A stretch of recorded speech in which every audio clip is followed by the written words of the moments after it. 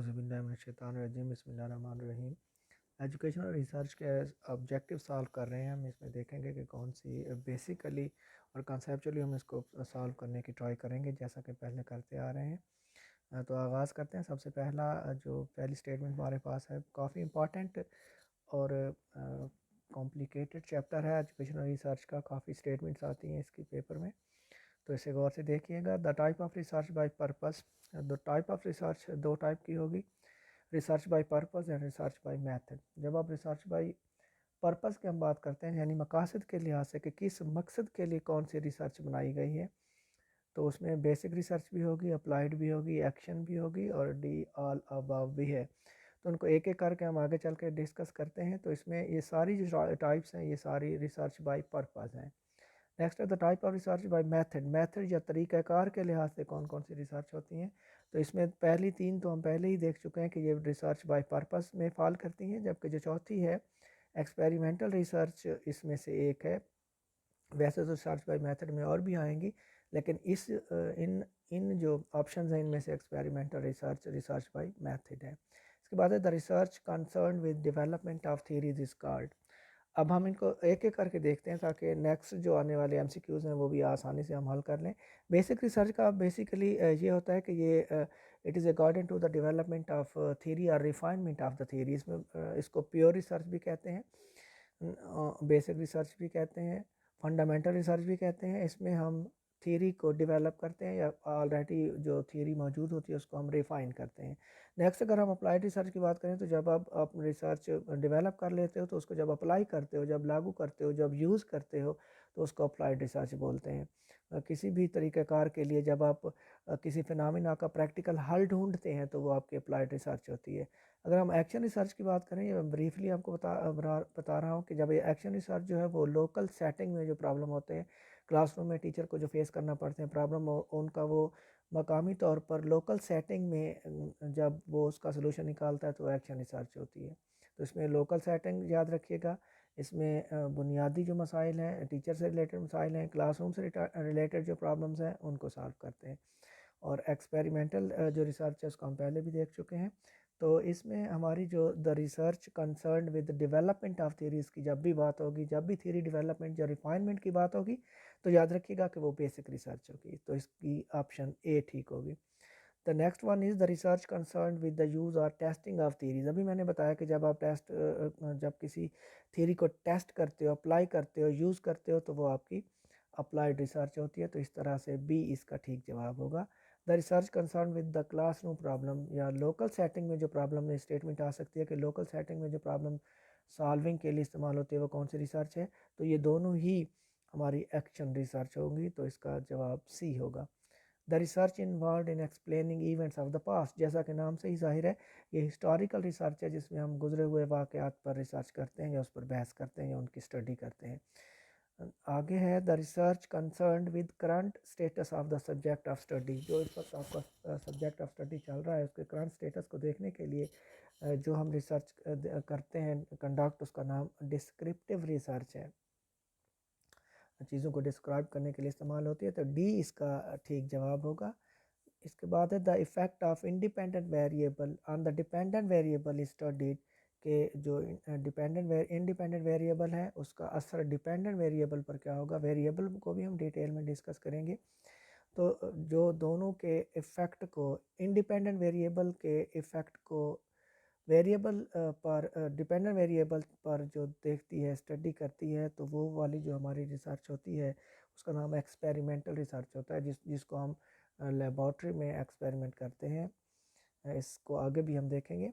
Criticism is an important step in. Criticism जो है वो हिस्टोरिकल रिसर्च में होती है। इसमें हम देखते हैं कि क्रिटिसिज्म जो है वो इसमें डिफरेंट जो सोर्सेज होते हैं, क्रिटिसिज्म के डिफरेंट टाइप्स होती हैं जिनको हम आगे चलकर सब्जेक्टिव में अपने पार्ट में पढ़ेंगे। इसके बाद है randomly formed groups is a characteristic. जो रैंडमली फॉर्म ग्रुप हैं वो किस रिसर्च का करेक्टरिस्टिक है, तो उसका जवाब भी एक्सपेरिमेंटल रिसर्च है जिसमें आप एक्सपेरिमेंट्स करते हैं lab. Cause and effect relationship studied in. ये भी हमारी एक्सपेरिमेंटल रिसर्च में ऐसा होता है जिसमें किसी चीज़ की वजूहात को जानने की हम या डेवलप करने की कोशिश करते हैं। Control group is a characteristic of, control group वो कहता है किस चीज़ की खसूसियत है, तो ये भी एक्सपेरिमेंटल रिसर्च होती है। अब कंट्रोल ग्रुप होता क्या है? आपके पास दो ग्रुप होते हैं, एक को आप एक्सपेरिमेंटल ग्रुप कहते हैं और एक को कंट्रोल ग्रुप कहते हैं। आपने क्लास को दो हिस्सों में, फ़र्ज़ करें आपके पास क्लास है, उसको दो हिस्सों में तकसीम करेंगे। एक हिस्से पर आप कोई नई चीज़, नया मेथड, नया तरीक़ाकार, नई ट्रीटमेंट अप्लाई करेंगे। तो जिस पर आप, फ़र्ज़ करें आपकी 50 की क्लास थी, 25-25 के आपने दो ग्रुप बनाए। एक को आपने एक ग्रुप ए कहा और दूसरे को आपने ग्रुप बी कहा। अब जो आपका ग्रुप ए है उसमें आप जैसा मेथड पहले यूज़ कर रहे थे वही करते रहेंगे, फ़र्ज़ करें लेक्चर मेथड। ग्रुप बी में आप डिसाइड करते हैं कि उसको, उस पर हमने कोई और मेथड यूज़ करना है, सपोज़ प्रोजेक्ट मेथड यूज़ करना है, एक्टिविटी मेथड यूज़ करना है। तो जिस ग्रुप पर आप कोई नया ट्रीटमेंट यूज़ कर रहे होंगे, यानी बी ग्रुप, वो आपका होगा एक्सपेरिमेंटल ग्रुप। जो ऑलरेडी ग्रुप आपका फॉर्म किया हुआ है जिस पर सेम ट्रीटमेंट चली आ रही है, वो आपका कंट्रोल ग्रुप होगा। डेटा इज़ कलेक्टेड, नेक्स्ट है, data is collected through questionnaire, interview और ऑब्जर्वेशन। वो कौन सी रिसर्च है जिसमें इन तीनों ज़राए के ज़रिए आप डेटा कलेक्ट करते हैं? तो ये आपकी जवाब होगा descriptive research. Development and testing of hypothesis is necessary. उससे पहले कि किस में ज़रूरी होता है हाइपोथेसिस या मफरूज़ा? पहले हाइपोथेसिस क्या होता है? हाइपोथेसिस की अगर हम डेफिनेशन देखें तो tentative solution to the problem is called hypothesis. जो भी हम मफरूज़ा खुद से डेवलप करते हैं, कुछ भी हम बनाते हैं, तो वो हाइपोथेसिस होता है। उसके बाद उसकी टेस्टिंग होती है, उसको अप्रूव या डिसअप्रूव किया जाता है। तो development and testing of hypothesis is necessary. किस किस्म की रिसर्च में वो कहता है कि डेवलपमेंट ऑफ हाइपोथेसिस ज़रूरी होता है? तो इसका जवाब है experimental research. A tentative explanation of a phenomena और इवेंट इज़, जैसा कि अभी हमने कहा, tentative explanation, tentative solution of phenomena is called hypothesis. The important characteristic of a research problem is, research जो प्रॉब्लम है उसके अहम खसूसियात कौन कौन सी हैं? नावल हो, अनोखा हो, सिग्निफिकेंट, अहम हो, रिसर्चेबल, उस पर रिसर्च हो सकती हो, या ऑल ऑफ अबव। तो किसी भी रिसर्च प्रॉब्लम के लिए इन सारी चीज़ों का होना ज़रूरी है, तो इसका जवाब डी, ऑल ऑफ अबव होगा। नेक्स्ट है hypothesis which states no relationship between two variables. जो दो वेरिएबल के दरमियान कोई ताल्लुक नहीं बताता। जब कोई भी ताल्लुक नहीं होता दो वेरिएबल के दरमियान, अगर मैं इसको सिंप्लीफाई करूँ, तो वो कब, वो हाइपोथेसिस कौन सा होता है? वो नल या स्टैटिस्टिकल हाइपोथेसिस कहलाता है। बी इसका ठीक होगा। इसके बाद hypothesis which states relationship between two variable. ऐसा हाइपोथेसिस जो दो वेरिएबल के दरमियान बताता है रिलेशनशिप, तो वो रिसर्च हाइपोथेसिस होता है। इसका जवाब ए होगा। The group selected for the purpose of research, के रिसर्च के मकसद के लिए जो आप ग्रुप सिलेक्ट करते हो उसको क्या बोलते हैं? तो उसका सिंपल सा जवाब होता है कि उसको पॉपुलेशन बोलते हैं। इसके अलावा the area of interest for the researcher is also called population. एक और डेफिनेशन पॉपुलेशन की, पॉपुलेशन, सैंपल और सैम्पलिंग पर हम थोड़ी सी बात करेंगे, उसके बाद इनके हल, इनके ऑब्जेक्टिव का सलूशन हमारे लिए आसान हो जाएगा। पॉपुलेशन पूरा एरिया ऑफ इंटरेस्ट होता है। फ़र्ज़ करें आप एक प्रोविंस पर अपनी रिसर्च कंडक्ट करना चाहते हैं। सपोज़ आप पंजाब पर रिसर्च कंडक्ट करना चाह रहे हैं, तो पूरा जो प्रोविंस है वो आपकी पॉपुलेशन होगी। अब आप देखते हो कि पंजाब को सारे को कवर करना, किसी भी सूबे को कवर करना मेरे लिए मसला है, मेरे लिए मुश्किल है, तो आप उसमें से एक डिवीज़न का इंतखाब कर लेते हो।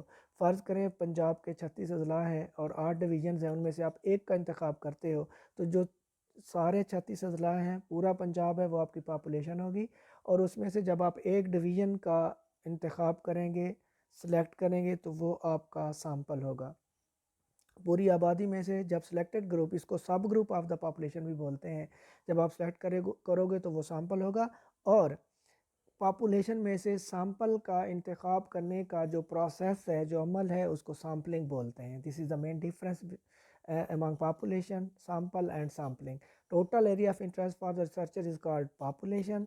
जब उसमें से स्पेसिफिक एरिया हम डेवलप करते हैं, वो सिलेक्ट करते हैं, चूज़ करते हैं, तो वो हमारा सैंपल होता है। और पॉपुलेशन में से सैंपल सेलेक्ट करने का जो टोटल प्रोसेस है उसको हम सैम्पलिंग बोलते हैं। अब इसको हम हल करेंगे कि the representative group selected by specific procedure from population. अब पॉपुलेशन से सिलेक्टेड प्रोसीजर के तहत कोई रिप्रेजेंटेटिव या नुमाइंदा ग्रुप जब इंतखाब किया जाता है, तो वो पूछ रहा है कि उसको क्या बोलते हैं, तो उसको सैंपल बोलते हैं। इसे सब ग्रुप ऑफ द पॉपुलेशन भी कहते हैं। अब नेक्स्ट अगर वो पूछे स्टेटमेंट के पॉपुलेशन से सैंपल सेलेक्ट करने का जो प्रोसेस है उसको क्या बोलते हैं, तो उसको सैम्पलिंग बोलते हैं। The minimum size of a sample in experimental research के कम अज़ कम जो साइज़ है वो कितना होता है, तो वो 15 पर ग्रुप होता है। फर्स्ट या ए जवाब होगा। Sampling in which all individuals have equal chance of selection is, वो वाली सैम्पलिंग जिसमें तमाम लोगों के लिए, तमाम इंडिविजुअल्स के लिए सिलेक्ट होने के बराबर चांसेस होते हैं, उसको कौन सी सैम्पलिंग बोलते हैं? तो ये सैम्पलिंग और इसकी डिटेल विद एग्जांपल हमारी जो ऑनलाइन सब्जेक्टिव क्लास चल रही है उसमें हम इंशाल्लाह डिटेल में देखेंगे। हमने रिसर्च स्टार्ट की हुई है कल से, तो उसमें हम इनकी डिटेल भी पढ़ेंगे, लेकिन मुख्तसर आपको बता दूं कि वो वाली सैम्पलिंग जिसमें हर इंडिविजुअल के बराबर चांस होते हैं उसको रैंडम सैम्पलिंग बोला जाता है। इसके बाद है representation of same proportion of individuals in a sample as they present in population is, ये बड़ा इम्पॉर्टेंट जुमला है, इम्पॉर्टेंट स्टेटमेंट है, कमीशन के पेपर में कई दफ़ा आ चुकी है। वो पूछ क्या रहा है?